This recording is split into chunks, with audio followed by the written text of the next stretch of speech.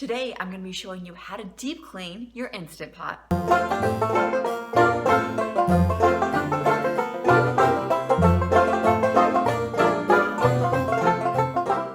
Hi, I'm Karen Peterson, and I own the blog 365 Days of Crockpot.com, where I share recipes with you in the slow cooker and in the pressure cooker, your Instant Pot, for every day of the year.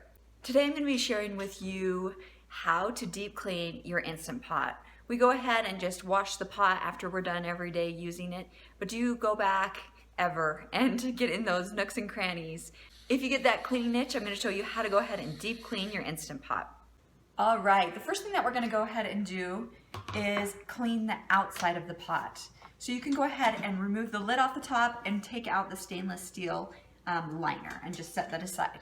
What you want is some sort of like soft cloth. I like the microfiber cloths, but whatever you have on hand, some sort of soft rag will do. And get it damp in some nice warm water.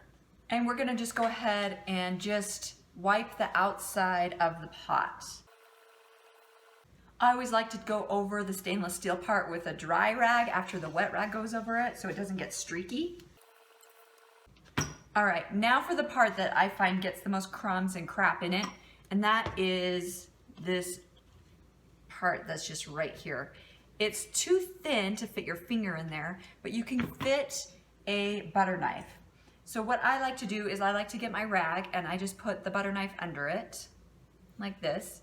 And then I go ahead and just kind of go around that crack and kind of push all the dirt and dust out to this thick part back here, right here. So if you push everything to this thick part, then you can use your finger to get it out.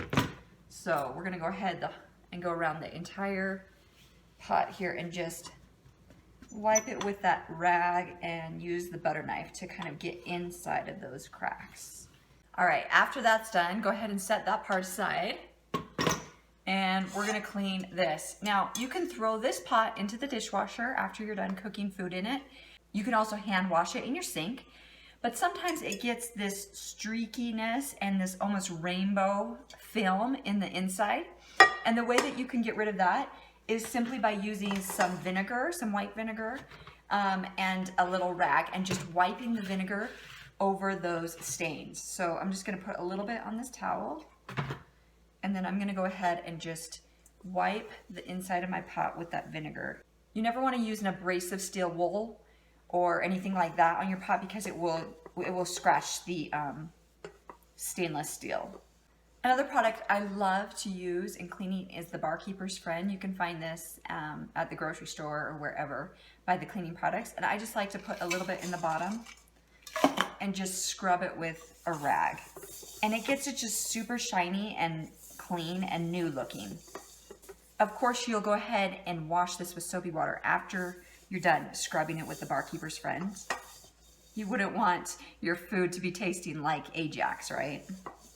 All right, I just washed this with soapy water and now it's just sparkling clean. So we can go ahead and set that aside. Now we're gonna work on the lid.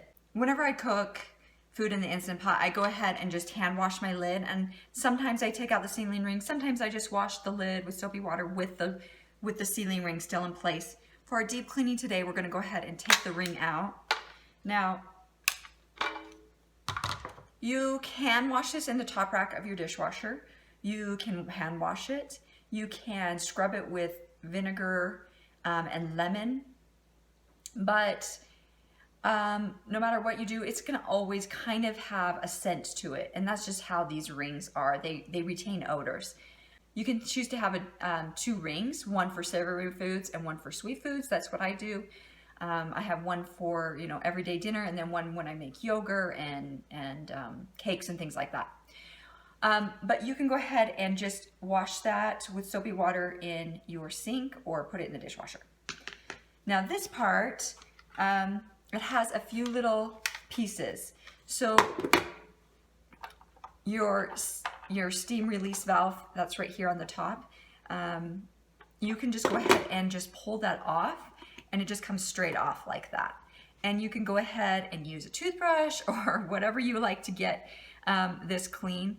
It doesn't usually get that dirty, but if you want to get everything super clean, you can go ahead and just wash that. and it allows you to kind of clean around this part too. If you need to get a little brush to get in there, or use your butter knife again to kind of just use the rag to kind of get around the edges, that can work too. Now, this part that pops up and can get sticky sometimes in there, so make sure to kind of just give that a good rinse under soapy water. And then on the other side, you're gonna have these two pieces. So there's a little silicone piece right here that actually can pop off. Don't lose it though, you're gonna need that. And you can go ahead and just clean that, and then also take this piece out, and you can go ahead and clean that as well. Make sure to put it all back together. After all the pieces are completely dry, go ahead and put that piece back in there, and then pop the silicone piece right back on top of it so that it doesn't get lost. And then this is called the anti-block shield, and you can just pop it off kind of to the side with your thumb. And you can see here, mine is a little sketchy looking. If you do a lot of foods with quick release, a lot of the foam and the stickiness from the food gets up into that shield. And so you're gonna wanna make sure to get that really clean with some nice warm soapy water. In addition, you can go ahead and clean this ring, or clean this anti-block shield as well.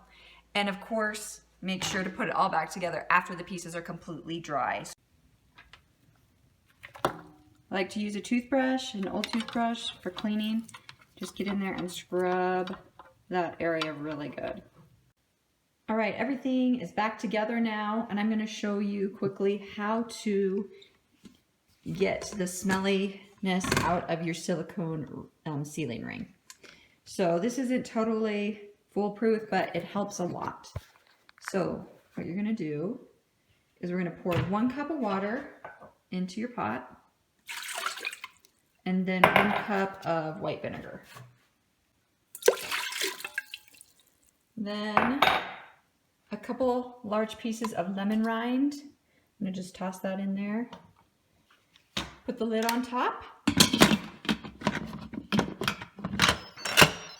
Valve set to sealing. And then I'm gonna go ahead and do the steam button for 3 minutes. All right, once you can, go ahead and remove the lid. We just let it do a natural pressure release, and the lemon's still in there.